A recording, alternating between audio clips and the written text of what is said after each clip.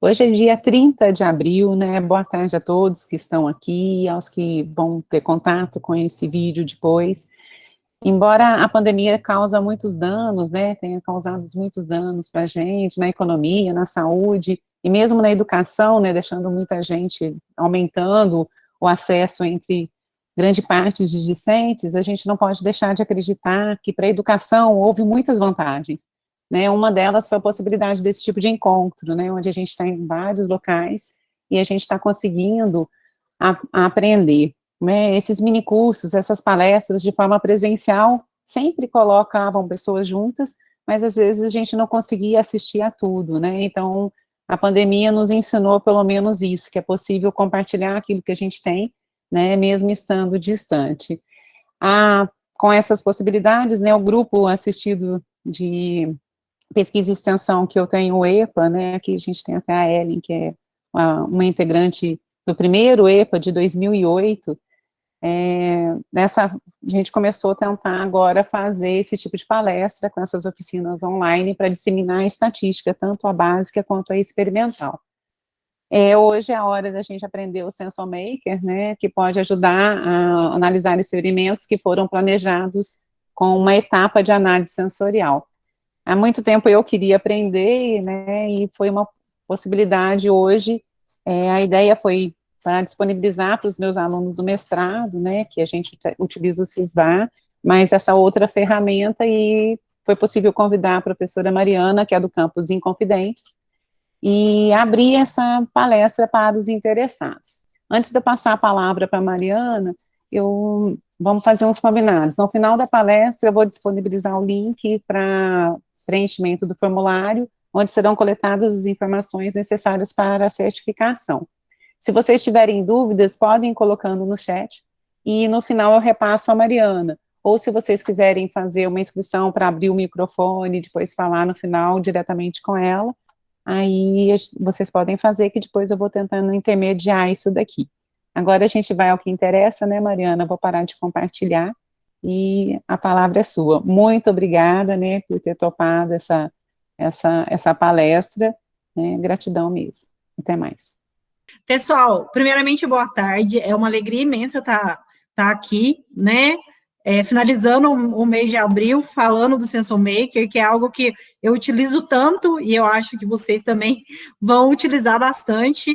Agradecer primeiramente a professora Kátia, né, por abrir esse espaço, né, para a gente estar falando do programa, para a gente estar falando de análise sensorial também, então é uma oportunidade única, a qual eu agradeço demais. Falar que o campus Machado não é meu campus, mas é um campus que sempre mora no meu coração, que eu tenho muitas pessoas queridas que são daí, então é com grande prazer, né, que a gente sempre está em contato, agora com a palestra, ano passado eu fiz uma palestra com as bancas, então eu estou aí para o que vocês precisarem. Então, hoje a gente vai falar um pouco do SensoMaker. Antes de falar do SensoMaker, eu vou, assim, nem todos me conhecem, né, então por isso eu vou falar um pouquinho de mim. Meu nome é Mariana Borges, eu sou engenheira de alimentos pela Universidade Federal de Viçosa, sou mestre em Ciência e Tecnologia de Alimentos, também pela Universidade Federal de Viçosa, e sou doutora em Alimentos e Nutrição pela Unicamp. Eu já estou na rede, né, federal desde 2008, né, já vão fazer 13 anos em maio, sendo 6 anos, basicamente 6 anos no Triângulo Mineiro, em Uberaba, e já 7 anos aqui no campus Inconfidentes, né?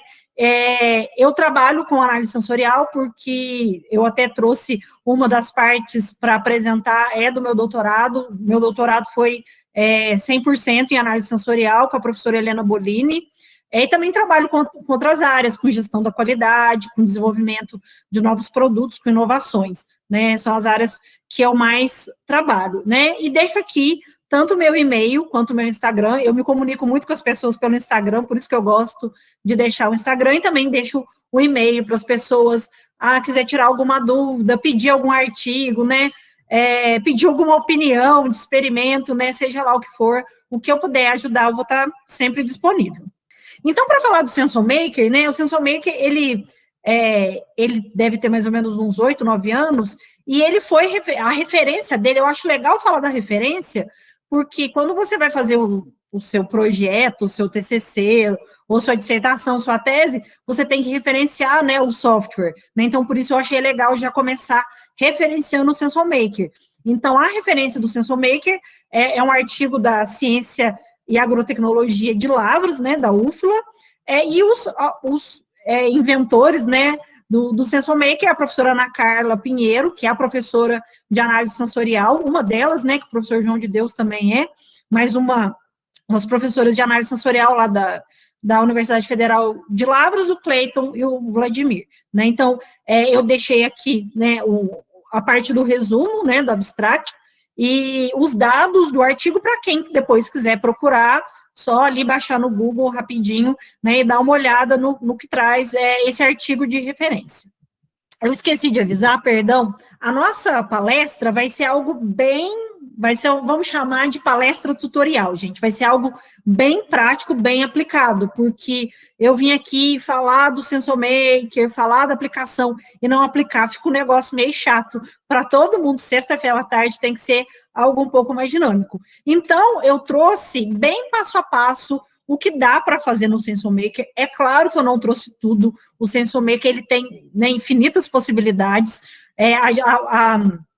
a professora Kátia, a gente até comentou que talvez no futuro, né, a gente faça, né, eu possa montar um curso de SensoMaker, mas é algo mais para frente. Eu agora estou numa coordenação de curso que realmente está realmente deixando meu cabelo em pé. Então, agora eu não tenho essa possibilidade, mas quem sabe no futuro a gente possa apresentar tudo sobre o SensoMaker. Hoje a gente vai apresentar o básico dele, mas o básico eu acho que já vai ajudar, né, vocês, se Deus quiser. Então, aqui, na página ufla.br/SensoMaker, vocês vão ter a página do SensoMaker, falando o que ele faz, né? Aqui tem a parte do tutorial, que eu já vou mostrar daqui a pouquinho, esse artigo de referência que eu já mostrei, e aqui a parte da instalação do SensoMaker. Lembrando que o SensoMaker, ele roda no MATLAB. Então, você tem que primeiro fazer um download e instalar o MCR, tá? Para, então, conseguir fazer um download e instalar o SensoMaker. Só fazendo o download do SensoMaker, você não vai conseguir rodar ele. Primeiro, fazer o MCR e depois faça o SensoMaker. Eu ia até trazer o passo a passo da instalação, mas é algo muito simples, gente. Faz o download, vai pedir para executar, vai baixar, vai rodar, vai pedir a sua autorização se você aceita e instalou. É algo assim, igual a gente faz para vários programas, então não tem nada de demais. Ele é super simples de instalar, por isso que eu não quis pegar um pedaço da palestra para dedicar isso, porque é algo super simples. Então, aqui, os dados para o download do SensoMaker e para cá do MCR, né, para rodar no MATLAB. Aqui a gente clica, né, para conseguir o tutorial do SensoMaker. Então, eu trouxe só uma carona, assim, dele, vamos chamar assim. O tutorial do SensoMaker tem 35 páginas, o tutorial é em inglês, mas é tranquilo, não é inglês técnico, mas não é nada de outro mundo, e no tutorial tem absolutamente tudo, né? Então, quem quiser realmente instalar o SensoMaker, começar a usar o SensoMaker, aqui eu não vou conseguir falar tudo, então eu aconselho que baixe o tutorial e olhe com calma, não precisa olhar tudo de uma vez, vai olhando devagarinho, né? Primeiro o que está precisando com mais prioridade, depois vai olhando o restante. Mas eu aconselho a todo mundo que for baixar o programa, fazer o download o download e ler, né, gente? Desse tutorial. Aqui é a nossa carinha do SensoMaker. É a carinha do SensoMaker depois que eu já baixei, instalei, tá tudo certinho, né? Eu clico lá em cima do nominho SensoMaker, vai aparecer isso, né? Essa é a cara inicial do SensoMaker, né? A gente tem aqui, gente, vamos chamar de primeira coluna, onde tem a análise de dados. Eu vou, né, focar hoje aqui a palestra na análise de dados, né? Então, dos mapas de preferências, tempo e intensidade, TDS, que são outros métodos, né? Métodos mais descritivos quantitativos, de testes de discriminação, né? Do trio, triangular, dá para fazer bastante coisa. Aqui hoje a gente vai se focar mais aqui, principalmente nesse aqui. No primeiro, né, nos mapas de preferência. E aqui, gente, outra coisa super legal do SensoMaker, que ele permite aquisição de dados. Então, por exemplo, eu tenho lá no meu laboratório de análise sensorial, é algo que a gente ainda não conseguiu fazer em Confidence porque veio a pandemia, mas agora a gente tem um computador em cada cabine, tá? Então, ao invés de eu imprimir ficha, gastar papel, o que eu faço? Eu posso usar o SensoMaker na hora do teste. Então, tudo que eu conseguir, ele vai direto para como se fosse para uma planilha, tá? Então, eu faço um teste de aceitação, teste de tempo e intensidade, teste de TDS, tudo aqui. Então, isso economiza muito material, tá? Só que para isso eu preciso ter um computador em cada cabine, né? Isso a gente já tem em Confidence, só que a gente estava com problema de internet, né? De rede até o laboratório. Agora a gente já resolveu, então, após a pandemia, eu não sei como que é em Machado, mas né, é super legal se vocês conseguirem um computador para cada cabine, né, fazer as análises no SensoMaker, não vai perder ficha, não vai perder avaliação, não vai perder nada, né, fica tudo ali condensado, é super bom, né. Na verdade, aqui, o que eu mais conheço desses é o tempo e intensidade, mas eu trabalhei com tempo e intensidade com o programa da Unicamp, mas o SensoMaker é algo que eu gosto de falar, eu trabalhei muito com tempo e intensidade, para quem gosta de fazer, para quem está no mestrado, talvez seria algo super interessante. Além disso, gente, quando você vem aqui no meio, né, no Tools, né, você tem outras opções. Aqui tem a ajuda, né, e tem ele te direciona para o tutorial. Aqui a gente tem algumas opções.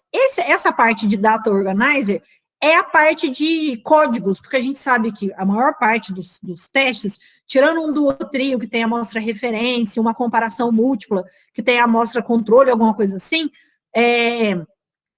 teste de estimativa de magnitude, que tem uma amostra referência, controle padrão, a gente sempre está trabalhando com amostras, né, codificadas com códigos aleatórios de 3 dígitos. Então, aqui, ele vai te dar os códigos aleatórios de 3 dígitos, né? Ó, a amostra 1 vai ter esses códigos, a 2 vai ter esses códigos, é super importante. Aqui, a nova, né, que a gente vai chegar a ver hoje, e tem outras coisas, por isso que eu falo, não dá para falar tudo numa palestra só, é muita coisa. Tem a parte de regressão polinomial, a parte de mais coisas sobre a estatística multivariada, sem ser, né, um mapa de preferência, que também é multivariado.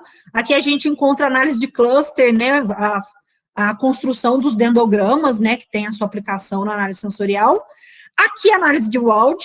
Análise de Wald, gente, é quando eu estou selecionando provadores, né, então eu tenho de início 20 provadores e preciso selecionar. Então, eu faço análises de triangulares, né? Vou fazer várias análises triangulares e jogo nessa análise sequencial de Wald, né, o número de acertos e erros de cada provador, e a análise sequencial de Wald vai me dizer qual desses provadores vai ser selecionado, tá?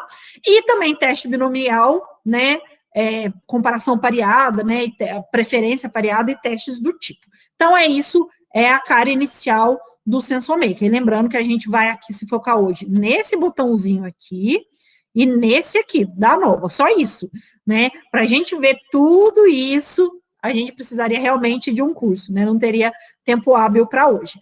Lembrando também que, professora, eu não vou conseguir esperar esse curso, que eu nem sei quando vai acontecer, né? Se vai acontecer. Gente, é só pegar o tutorial, ler com calma, porque ele é muito didático. Primeiro exemplo. Como que vai ser a nossa palestra? Eu mostrei esse basicão, né, do SensoMaker, e trouxe 3 exemplos práticos, certo? Eu trouxe um exemplo de ANOVA, rodando a ANOVA no SensoMaker. Eu trouxe um exemplo de mapa de preferência interno e um de mapa de preferência externo. Não é muita coisa, mas eu acho que já vai ajudar muita gente aí a conduzir os seus experimentos. O primeiro projeto, né, a primeira análise de dados, é de um projeto de caracterização sensorial de água de coco.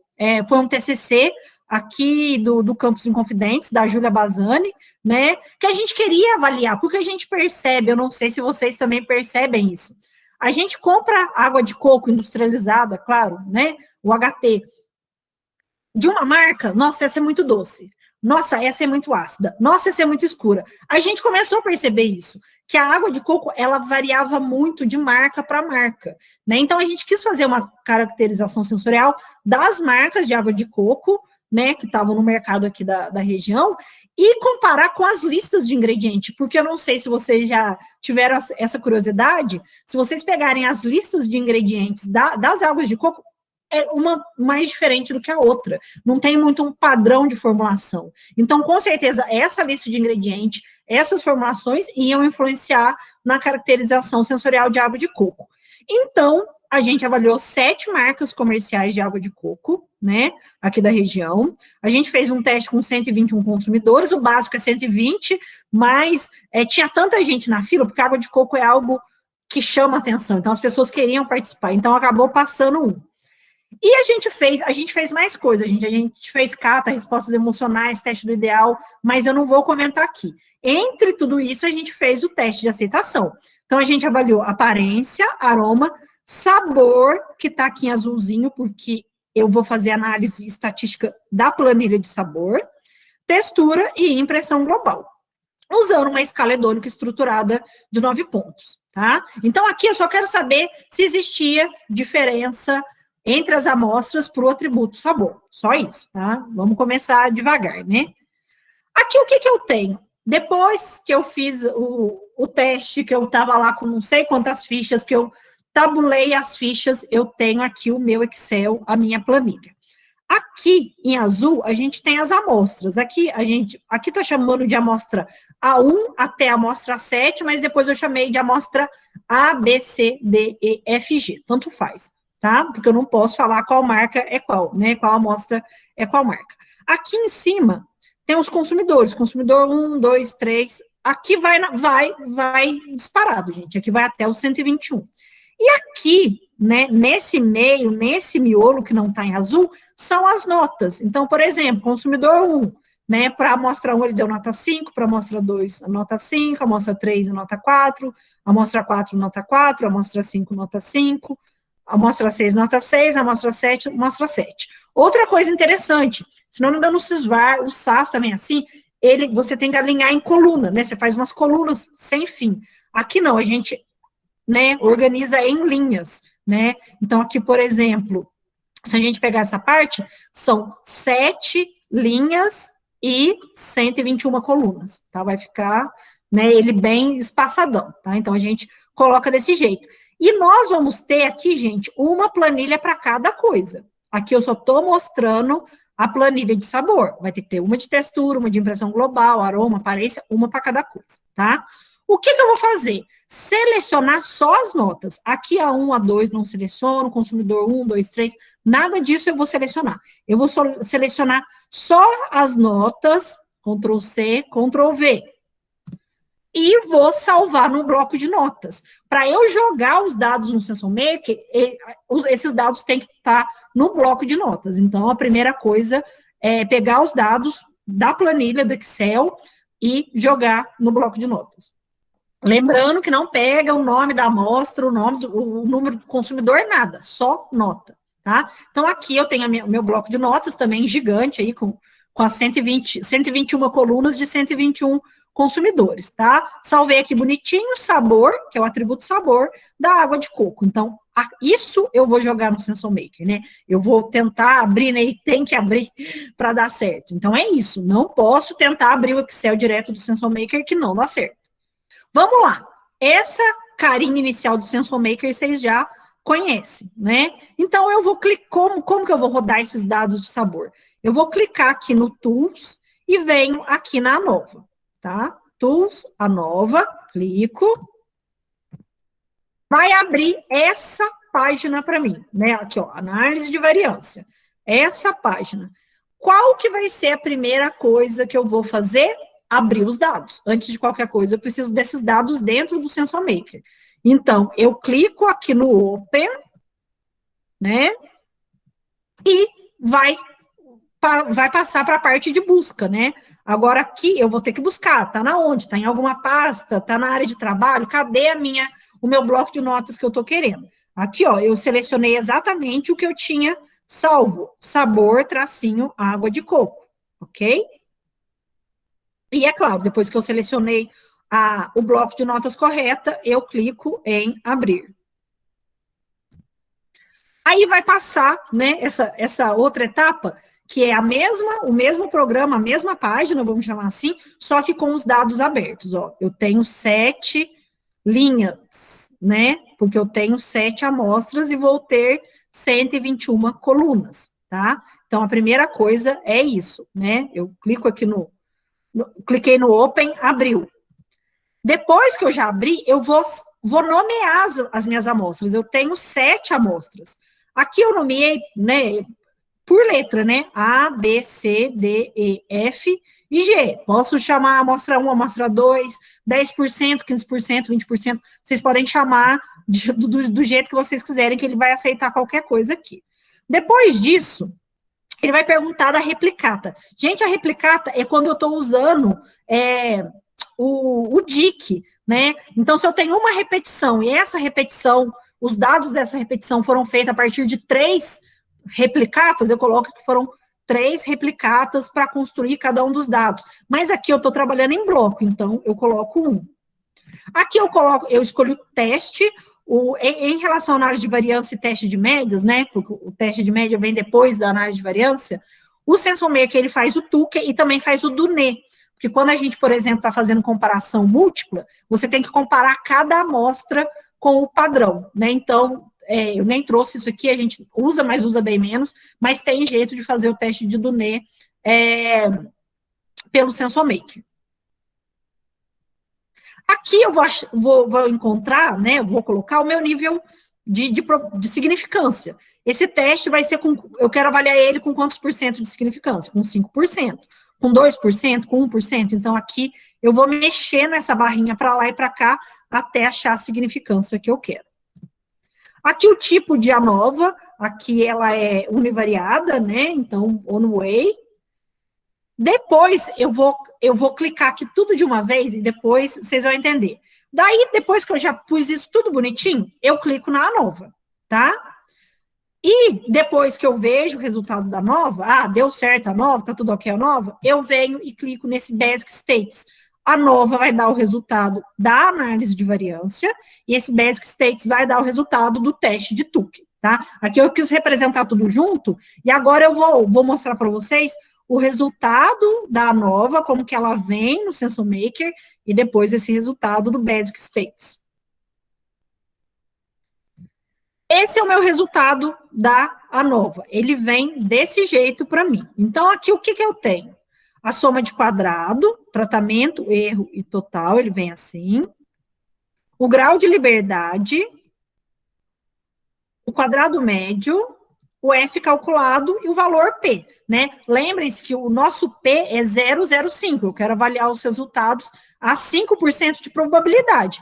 Então, se o valor de P é menor que 0,05, que nesse caso é menor que 0,05, significa que pelo menos uma das amostras vai ser diferente das demais, tá? Então, deu diferença? Ok, agora eu vou ver o resultado do teste Tukey. Aqui é o resultado do teste Tukey. Primeira coluna, tratamento, ou seja, as marcas de água de coco que eu tenho, da A até a G. A nota máxima que cada uma recebeu no teste de aceitação. Então, o nosso teste de aceitação, né, escala hedônica, nesse caso, estruturada, de 9 pontos, que vai do desgostei muitíssimo, que vale 1, ao gostei muitíssimo, que vale 9. Então, a nota máxima de cada um foi 9, e a nota mínima de cada amostra foi 1, tá? Depois disso, o que a gente tem? A gente tem a média. Então, aqui é a coluna das médias, tá? Que a média é o que eu quero também, né?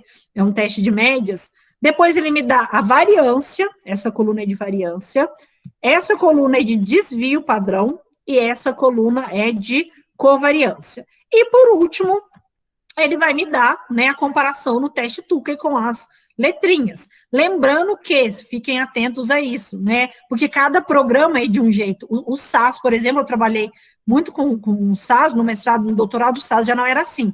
Aqui, para o SensoMaker, olha, a menor média é o tratamento F, a marca F, tá? Então, ele tem essa média, ele é a menor média, e ele recebe a letrinha A, tá? Porque, pelo menos, a maior parte dos programas que eu conheço, a letrinha A vai ficar com a maior média, então, preste atenção nisso, tá? E aqui, no caso, né, essa menor média, que é a amostra F, né, ela não diferiu da amostra B e diferiu de todas as demais, tá? Mas o que essa amostra F tem, gente? Por que ela ficou tão diferente das demais? Aí, conforme eu comentei com vocês no começo, a gente vai lá nas listas de ingredientes e vê o que ela tem de diferente. Então, a amostra F, ela era a única elaborada com água de coco, mas com água de coco concentrada e reconstituída. Então, talvez esse seja um dos fatores dela ser tão diferente em relação a sabor, por ela ser elaborada com água de coco concentrada e depois reconstituída, tá? Então, aqui é super simples, gente, ele dá tudo muito na mão, vocês viram que é a nova e teste Tuque, né, ou teste do NE, no SensoMaker é algo muito, ele é muito didático, ele é muito simples, né? A gente senta para fazer análise no SensoMaker, 10 minutos você já fez a sua análise inteira, ok? Esse era o primeiro exemplo para mostrar a análise de variância. Agora, eu trouxe um exemplo dos mapas de preferência. Primeiro o interno e depois o externo, tá? Quando a gente roda o mapa de preferência interno, gente, primeira coisa que tem que se rodar sempre com os dados de impressão global. Tem gente que roda com aparência, com isso, com aquilo, né? Mas pela literatura, no livro do Stone Seidel, explica bem que é para rodar com dados de impressão global, tá? Outra coisa, tem gente que quer fazer com pouquinha gente, pouquinha amostra e quer ter mapa de preferência. Para análise sensorial, a gente precisa pelo menos de 120 consumidores e de pelo menos 6 amostras, tá? Eu já vi mapa de preferência de 3 amostras, eu falei, gente, o que é isso? Não pode, tá? E o mapa de preferência é uma aplicação da análise de componentes principais, onde você tem variáveis correlacionadas e transforma essas variáveis correlacionadas em variáveis, né, não correlacionadas para diminuir a dimensionalidade. Você tinha um gráfico que ia ter 120 eixos, né, você consegue grande parte da informação importante desse gráfico transformar num gráfico bidimensional, tá? Quem quiser, depois eu mando alguns vídeos de análise de componentes principais. Eu também não sou professora de estatística, eu sou professora de análise sensorial, tenho uma base da análise de componentes principais, mas não sou expert, assim, tão expert no assunto, mas tenho bastante material. Eu fiz matéria de estatística multivariada lá na Unicamp, tem alguma coisa de lá, tem muito vídeo, tem o professor Leandro Souto, se não me engano, lá da Federal do Sergipe, ele é excelente explicando esses assuntos. Então, quem for trabalhar depois com mapa, quiser, é legal conhecer o método, né, tudo certinho, né, a gente continua conversando. E no caso, a gente está transformando, a gente quer saber principalmente as 3 primeiras dimensões, mas com mais exatidão a gente quer saber as 2 primeiras dimensões, né, o PC1 com o PC2. E essas 2 primeiras dimensões, que seria o eixo X e o eixo Y do meu mapa, elas têm que explicar pelo menos 70% da variabilidade entre os indivíduos com relação à aceitação. Então, somar, vem um númerozinho embaixo, do PC1 mais o PC2, o ideal, vamos chamar assim, é que o valor seja de pelo menos 70%. Há casos em que a soma dá menor que 70%. Tem uma referência, se não me engano, é Munhoz, 1992, algo assim, que ela explica que isso pode acontecer com amostras muito parecidas. Você tem 6, 7 amostras, e todas muito iguais. Então, isso pode fazer com que caia a soma do PC1 com o PC2, que é um caso que realmente aconteceu comigo no meu doutorado, que eu vou mostrar agora. Então, a parte, né, o meu doutorado, ele rendeu outros artigos, mas essa é a parte relacionada ao mapa de preferência interno, né? Então, a parte fisicoquímica, né, eu trabalhei com néctar de acerola, explicando um pouquinho o trabalho, eu desenvolvi formulações de néctar de acerola, e a gente queria avaliar alguns edulcorantes, né, intensos, né, que no caso o neotame e a sucralose, comparando com os edulcorantes intensos naturais, que no caso é a estévia, e comparando com a sacarose, né? Na época, hoje já existe mais no mercado, não tinha, né? Já faz mais de 7 anos que eu defendi meu doutorado. Então, a gente trabalhava com extratos de estévia com uma quantidade maior de rebaldeosídio, porque os dois principais componentes da estévia, né, em termos de dulçor, é o esteviosídio e o rebaldeosídio. Quanto mais rebaldeosídio, a tendência é que o alimento ou a bebida, seja lá o que for, fique menos amargo e mais doce, porque a gente sabe que o extrato de estévia, ele tem o amargo e o residual amargo, tá? Então, eu tinha que comparar tudo isso. Então, entre outras coisas, eu fiz um mapa de preferência externa. Então, aqui a gente trabalhou com 120 consumidores, só que aqui a gente usou escala hedônica não estruturada, aquela que tem a retinha e o consumidor faz ali o risquinho. Então, aqui, né, para comparar a nova com o mapa de preferência, né, então aqui a gente tem a tabela de todos os resultados do teste de aceitação para aparência, aroma, sabor, textura e impressão global, né, aqui como eu vou rodar meu mapa de preferência na impressão global, né, aqui que eu quero ver o que aconteceu. Então, na impressão global, na hora que eu pego as minhas 4 amostras de néctar adoçadas com estévia, né, aqui 40, 60, 80 e 95, é a quantidade de rebaldeosídio, né, e essas quantidades diferentes de rebaldeosídio é melhoramento genético da estévia para que ela tenha cada vez mais rebaldeosídio, né, porque o rebaldeosídio, ele é mais doce e menos amargo. Na hora que eu olho aqui, o que a gente observa? Todos com a letrinha C, ou seja, eles não diferiram significativamente pelo teste Tukey, né? Só que será que a análise de componentes principais, o mapa de preferência, consegue me dar um resultado um pouco diferente? Eu consigo ver pelo menos um pouquinho de diferença, porque aqui eu não estou vendo diferença nenhuma, tá? Aí a gente foi e rodou o mapa.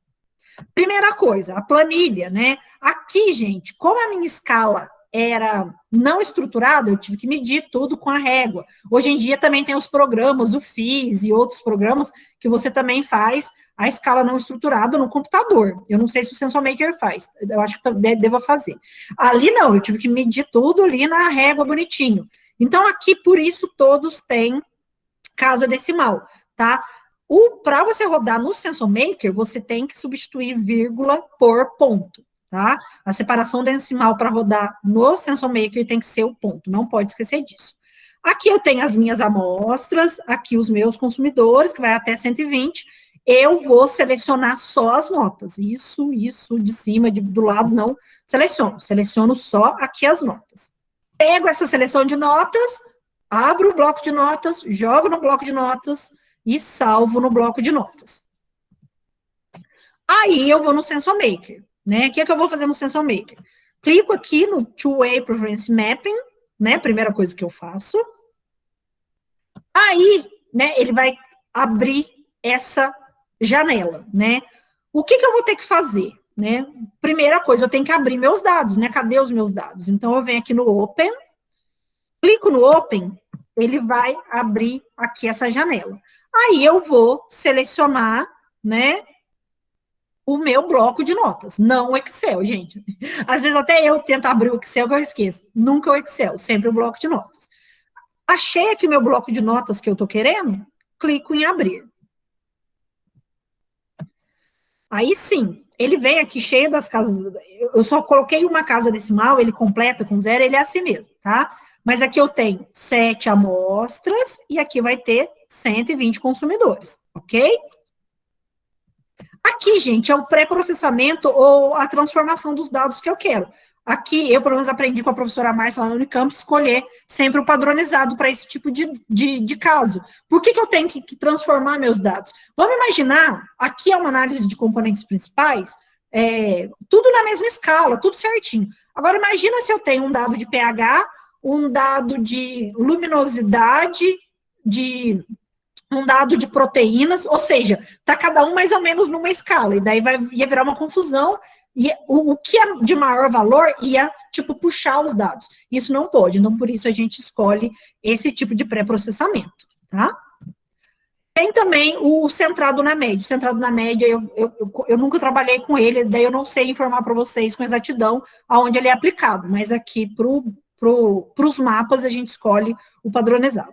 Aí eu vou escrever, aqui eu já escrevo, não é mais letra, eu vou escrever sacarose, estévia, sucralose, estévia, neutame, estévia, estava tudo certinho. Escrevi na ordem que estava lá, deixa eu voltar aqui. Só um instante. Tem que ser a ordem que está aqui na minha planilha, viu, gente? Porque é a ordem que é as amostras, senão vai dar confusão. Só para evitar a confusão. Escrevi, venho aqui, aqui no internal mapping, porque tem o external mapping que eu vou ver daqui a pouco. No internal mapping, escolho vetores. Tem uma parte de internal mapping de círculo, circular. Para mim é muito confusa, né? Esse jeito, para mim, pelo menos, é bem mais fácil de interpretar. E clico em plotar. E aqui eu tenho o meu mapa de preferência para as minhas amostras. A primeira coisa, igual eu comentei, como as amostras eram muito parecidas, esse grupo aqui era muito parecido, né? E aqui, sacarose e sucralose também já era muito parecido. Então, acabou que tinha uns grupinhos de amostras muito parecidas. Então, os dois primeiros componentes principais, eles não deram 70%, que é o adequado, tá? Mas no próximo exemplo vai dar, tá, gente? Então, aqui deu 41,4% e aqui 14%, deu 55%. Tá? Mas como a Munhoz, ela dá esse embasamento, que isso acontece com amostras muito próximas, né? Então, até publiquei, não teve problema nenhum, tá? Perdão. O que a gente observa? Quando eu observo o primeiro componente principal, o que o primeiro componente principal, ele me diz? Vamos imaginar que esse mapa seja uma folha, né? Uma folha de sulfite, né? Ela deitada. Se eu dobrar essa folha no meio e abrir de novo, o que vai ter, né? Vou imaginar que eu dobrei bem aqui no zero. Tem que ser bem aqui no zero. Ela dividiu o meu grupo de amostras. Aqui ficaram as amostras que não foram adoçadas com estévia e aqui, do lado direito, ficaram todas as amostras que foram adoçadas com estévia, né? Então, ela formou dois grupos. E na hora que eu observo o segundo componente principal, o segundo eixo aqui, e dobro aqui no meio também, viro, ele dividiu as amostras de estévia. Lá na análise de variância no teste Tuca, ele falou que era tudo letrinha C e tudo igual. Aqui a gente já vê que para aceitação da impressão global, a amostra de 40 e de 80 são bem mais próximas, e a de 95 e a de 60 são bem mais próximas, então dividiu as amostras. E de uma maneira geral, essa amostra aqui está um pouquinho mais próxima porque esses vetores, esqueci de falar, cada um desses tracinhos desses vetores, gente, é um consumidor. Então, a amostra de 80%, ela ficou mais próxima, pouquinho, gente, mais próxima dos consumidores. Então, ela foi um pouquinho mais aceita. Tá? Então, a gente já começa a ver que a análise de componentes principais é, sim, muito importante, né? Tentem rodar, né? E, assim, eu faço sempre isso com os alunos, desde a graduação eu já explico para eles, né? Tentem fazer a nova, mas tentem fazer o mapa também para ver o que está acontecendo. E agora, o mapa de preferência externo, né? Eu trouxe um exemplo fresquinho, esse é um artigo que a gente publicou no final do ano, no Natal, foi meu presente de Natal, de um TCC, né, da Bruna Guedes, que hoje faz mestrado na Unicamp, que foi publicado na Journal of Sensory Studies, que é uma revista bem importante para a área de sensorial, e a gente fez uma caracterização e uma comparação entre azeite de oliva extra virgem orgânico e convencional, né? Porque a gente ouve muito do orgânico, o orgânico é melhor nisso, tem mais nutriente ou não tem mais corante ou não tem. E sensorialmente, né? Será que existia alguma diferença, né? E a gente usou, aqui eu trouxe os dados do CATA, mas eu vou explicar para vocês que dá para ter outras aplicações do mapa, né? E das respostas emocionais. Então, o que a gente tinha? Nós tínhamos 8 amostras comerciais de azeite de oliva, sendo 4 convencionais e 4 orgânicas, de uma mesma variedade de azeitona, arzequina, é um negócio assim, que aqui a azeitona a gente não entende muito, que não é algo brasileiro, né, gente? A gente fez o teste com 120 consumidores e fez todo o teste de aceitação, aparência, aroma, sabor, textura e impressão global. Eu vou pegar aqui os dados de impressão global. Usei uma escala hedônica estruturada de 9 pontos, do desgostei muitíssimo ao gostei muitíssimo, e entre outras coisas, que o artigo é grande, né? Mas aqui eu vou apresentar os dados do Checkout Data Apply, que é o nosso conhecido CATA. E para quem não conhece, trouxe a ficha e vou tentar explicar um pouquinho. Aqui era um pedaço, né, da ficha, porque a ficha era grande, né? Ela avaliou aparência, aroma, sabor, textura e impressão global, com uma escala de 1 a 9. E antes desse teste, ela fez um pré-teste para saber quais atributos eram importantes para aquelas amostras, né? A pessoa provava e falava, olha, essa amostra tem um aroma de azeitona, tem acidez, tem adstringência, tem amargor, e ia falando, né? E depois a gente faz uma pré-análise e ficaram esses termos, né? Gosto amargo, aroma agradável, coloração agradável, sabor forte de azeite, coloração fraca, né? Que foram os termos que as pessoas, né, os consumidores mais falaram. Aqui eu vou ter duas planilhas, gente. Até aqui na nova e no mapa interno eu tinha uma planilha só. Agora eu vou ter duas. Então aqui eu tenho a planilha do meu teste de impressão global. Eu tenho 8 amostras. Aqui C1, C2, C3, C4 são as amostras convencionais do azeite de oliva, né? E O1, O2, O3, O4, as amostras orgânicas. Tenho 120 consumidores, 120 colunas, e aqui nesse miolão eu tenho os meus dados. Eu vou, né, com certeza, já que eu vou mostrar, né, tenho que pegar esses dados e jogar no bloco de notas. Aqui, né, vamos prestar bastante atenção, eu tenho os dados do CATA, né, eu tenho as 8 amostras, 4 convencionais, 4 orgânicas. Aqui eu vou ter 19 colunas, porque eu tenho 19 termos. Aqui, se eu contar, desculpa, se eu contar aqui, eu vou ter 19 termos. Então, eu vou ter 19 colunas. Gosto amargo, cor agradável, cor fraca, viscoso e várias outras coisas. O que são esses números? Prestem bem atenção nisso. A gente não fez o teste de aceitação e o teste do CATA junto com 120 pessoas? Então, aqui, amostra convencional 1, 14 para o gosto amargo, significa que 14 pessoas disseram que a amostra C1 tem gosto amargo. A amostra C2, 60 para o aroma agradável, significa que 60 pessoas disseram que a amostra C2 tem aroma agradável, marcaram lá com xizinho. Então, esses dados aqui é a frequência de resposta, que vai de 0 a 120, 0 se ninguém marcou, e 120 se todo mundo marcou, ok? Só que, professor, eu não vou usar CATA, né? Eu trouxe esse exemplo que é algo que eu uso bastante. O CATA é a resposta emocional. Quero fazer um mapa de preferência interno com dados de compostos fenólicos, proteína, umidade, com outras coisas. Ok, gente, não tem problema nenhum, pode fazer. Aqui, quando a gente tem resultado físico-químico, você vai colocar a média de cada parâmetro. Então, se aqui é umidade, você coloca a média de cada amostra para a umidade. Aqui é proteína, média de cada amostra para proteína. Luminosidade, média de cada amostra para luminosidade, faz o seu mapa externo do mesmo jeito. Eu estou fazendo um ADQ, né, o treinamento de análise descritiva quantitativa. Eu vou colocar a média de cada descritor. E no caso de respostas emocionais, que é um teste que a gente usa bastante aqui também, eu coloco igualzinho, está aqui, a frequência de respostas. Então, eu posso fazer um mapa externo com o resultado físico-químico, sim. Eu até tinha um artigo que a gente avaliou amostras de cappuccino, que foi de um aluno que hoje também já está no mestrado, só que ele tinha poucos parâmetros, e daí eu não quis trazer por isso, ele tinha, não sei, uns 8 parâmetros, eu quis trazer o CATA por ter mais parâmetros, mas tentem, quando a gente faz a parte toda de textura, a parte toda de cor, a parte de composição, a parte de corantes, né, que vocês costumam fazer, de compostos fenólicos, então vocês vão ter bastante termos para rodar o mapa. Aqui eu tenho o mapa para impressão global. Aqui eu tenho o mapa para o CATA. O mapa não, perdão, o bloco de nota para o CATA. Vou ter os dois blocos de notas. Aqui eu venho no Sensor Maker. Two-Way Preference Mapping de novo.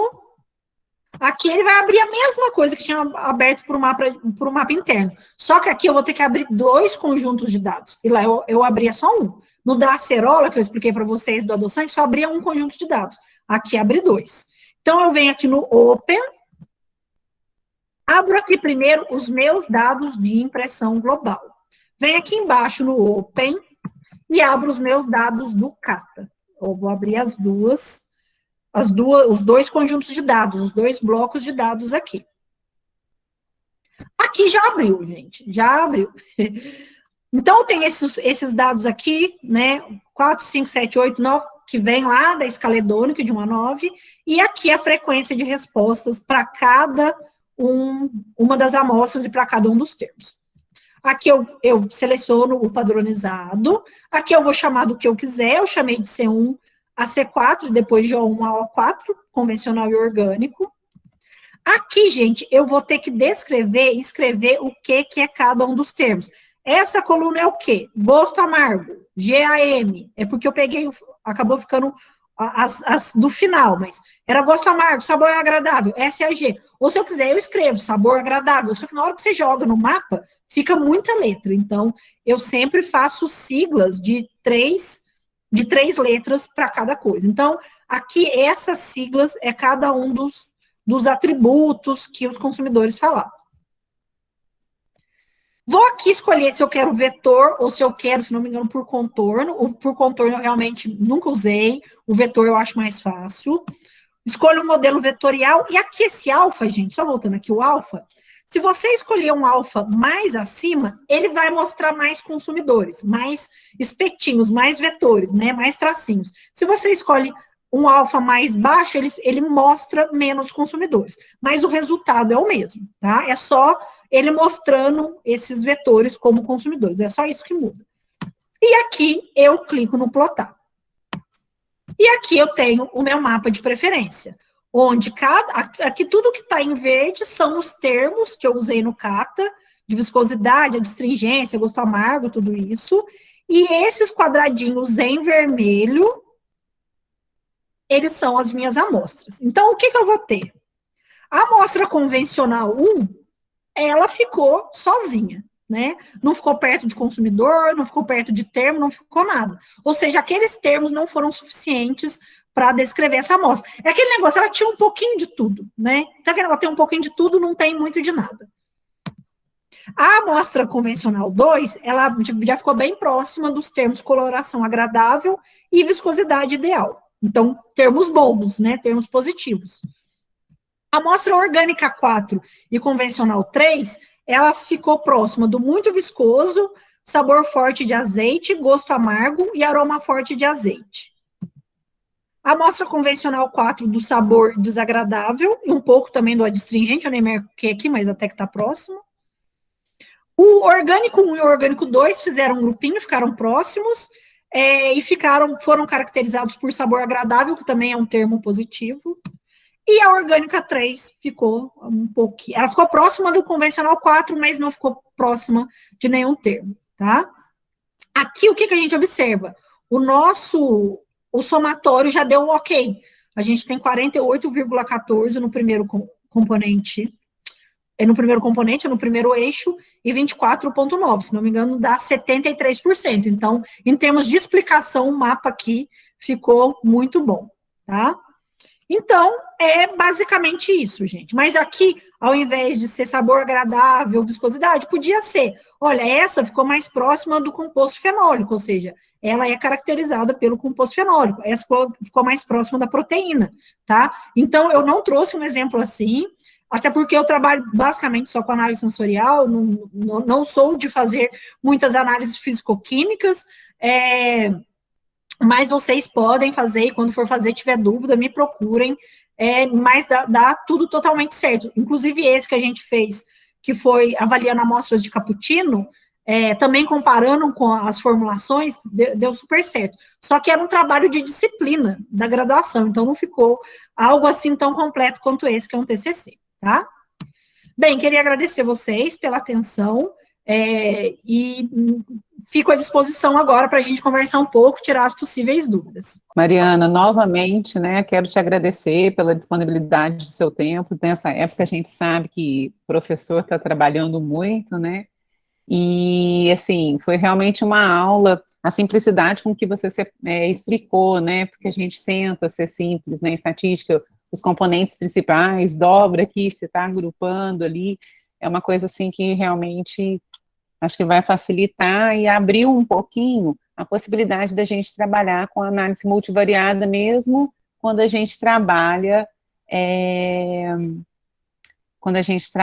análises univariadas, né? Porque a gente acaba conseguindo fazer a multivariada, que tem muito mais implicações, muito mais capacidade de analisar, de descrever o seu experimento. Teve uma pergunta até agora, né? Bastante gente falando aqui, parabéns pela palestra, agradecendo, mas a Andréia Braga, ela colocou uma dúvida. Para fazer um mapa de preferência com provadores treinados, qual é o número mínimo de provadores?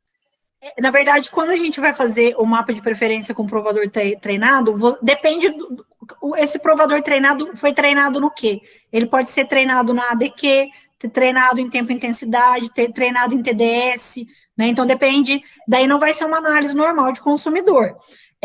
Por exemplo, quando eu fiz o doutorado, perdão, no doutorado eu trabalhei com dois tipos de treinamento, com o tempo e intensidade, para saber quanto tempo, como que era a intensidade desse adoçante dentro da boca, na hora que o provador treinava, e também a DQ para caracterizar geral. Então, nos dois grupos, eu tinha 14 pessoas. No geral, para provador treinado, a gente fala hoje, né, em torno de 12. 12 é um bom número. Né, 12 provadores treinados, já te dá um trabalho que você nem dorme à noite, né? Porque é muita coisa para coletar dado, para organizar, para treinar. Então, eu diria 12, né? Assim, levando em conta tempo, intensidade e ADQ, ok? Não sei se eu respondi a pergunta dela. E a gente também pode, gente, no ADQ, você pegar seus dados dos seus provadores treinados, pegar os dados dos 120 consumidores e jogar tudo no mapa. Fica muito bonito. Eu até tenho, se ela quiser mandar um e-mail para mim, eu mando os meus mapas do doutorado para ela dar uma olhada, fica muito legal. Só uma pergunta, Mariana. Quando você coloca ali os dados, né, na análise de variância, a primeira coisa que a gente faz é qualificar as variáveis respostas, né, ou se o fator é qualitativo ou se é quantitativo. Para fazer os mapas, tanto faz se o fator é quanti ou qualitativo? Me dá um exemplo, eu não entendi muito bem sua pergunta. Então, assim, olha, ali você colocou, são 4 tipos de azeitona, entendi. orgânicas e convencionais. Não, é tudo do mesmo jeito. Tanto faz se ele for quali ou quantitativo. Isso, entendi. Então, é uma coisa. Agora entendi, se for marcas comerciais ou uma concentração crescente, tal, né, quantitativo, qualitativo. Entendi. Não, é tudo roda igual. É só para ficar para eles, porque o componente principal a gente não precisa fazer essa diferença do fator, né? Diferentemente da análise de variância, que a gente tem muito pressuposto para validar, né? E o componente principal, ele não precisa tanta validação. Não roda do mesmo jeito, pelo menos de acordo com o programa, com o tutorial, é tudo, ele não faz diferenciação. Tem muita gente agradecendo a palestra, né? A Tatiane Ribeiro, excelente, muito obrigada. Tem uma pergunta. Para a coleta de dados pelo SensorMaker, os computadores precisam estar ligados em rede? Eu acredito que não, que é independente de cada computador, né? É porque, na verdade, eu até peço desculpa para ela, porque a gente estava assim, eu e o Emerson, o técnico de informática lá da escola, a gente estava assim, para instalar as coisas veio a pandemia, né? Mas pelo que eu conversei com o Emerson, e ele leu, ele estudou o SensorMaker, é individual. E daí você pega os dados individual, computador por computador, porque até o outro programa que eu trabalhei na Unicamp, de tempo e intensidade também era assim. Eles têm vários computadores, mas não precisa dessa ligação em rede, não. Eu acredito que o SensorMaker também não. Provavelmente ele precisa só ter internet para poder passar. Precisa ter internet, o SensorMaker rodando, só isso. A Ingrid Monteiro, ela faz uma pergunta, o SensorMaker é pago? Não, é de graça, gente, eu esqueci de falar o principal. Ingrid, puxa minha orelha, a Ingrid foi minha aluna, gente, eu amo a Ingrid, minha aluna, quando eu cheguei aqui em Confidente, estou super feliz que ela está aí em Machado. Ingrid, é de graça, gente, tudo de graça. E também tem um outro programa, que esse eu instalei, mas eu ainda não aprendi a trabalhar ainda. Tem que aprender. É o Chemoface, que também é da UFLA e também é de graça. Ele é mais multivariado, né? Ele é bem mais multivariado. Para quem gosta de estatística multivariada, vai usar a estatística multivariada. Tem coisa que o Sensor Maker não faz e o Chemoface faz. Já indico ele também. Não tem mais perguntas ali, se alguém quiser abrir o microfone, né? Eu novamente agradeço muito, Mariana, ter topado, né? A gente sabe como está difícil durante essa pandemia o nosso ofício de docência, né? Porque a gente se reinventou, mas novamente eu reafirmo que pelo menos esses encontros eles poderão ser mais perto, aproximar um pouquinho, né? Ela vai deixar para a gente os vídeos, né? E também eu encaminho para quem for certificado os bancos de dados que ela vai ofertar para a gente poder rodar e tentar chegar nos resultados, tá bom? Vou parar de gravar para a gente tirar a nossa foto. Até mais.